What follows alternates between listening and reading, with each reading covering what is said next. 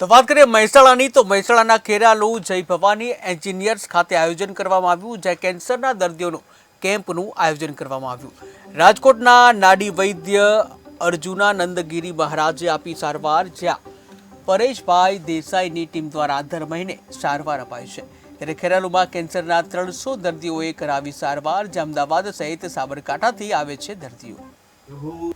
આજના કેમ્પની અંદર એવું છે કે હું છેલ્લા 1 વર્ષથી અહીંયા સેવા દેવા માટે આવું છું અને ધીમે ધીમે દર્દીઓ વધતા જાય છે, સારા એવા દવાના રિઝલ્ટ છે। તો આજે 300 આસપાસ ઉપરના દર્દીઓ છે અને અમે અને અમારી ટીમ એક પછી એક દર્દીઓને સમજાવી, ખાનપાન ધ્યાન યોગ સમજાવી, દવા પણ વિતરણ સાથે કરી રહ્યા છીએ।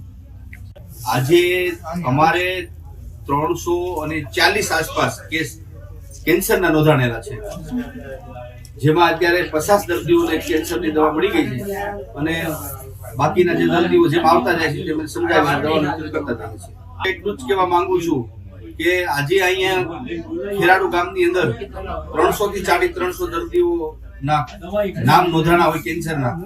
તો જાહેર જનતાને એટલી એક અપીલ છે કે જેટલું બને એટલું ખાનપાન સુધારો, વ્યસનથી દૂર રહ્યો અને ધ્યાન યોગનો પ્રાણાયામ કરો, જેથી કરીને આપણે આ કેન્સરના ભોગી ન બનીએ। અને છતાં કોઈ પણ કેન્સરના દર્દીઓને કીમો લેતા હોય, રેડિયેશન લેતા હોય, મારી અવશ્ય મુલાકાત કરો। મારી પાસે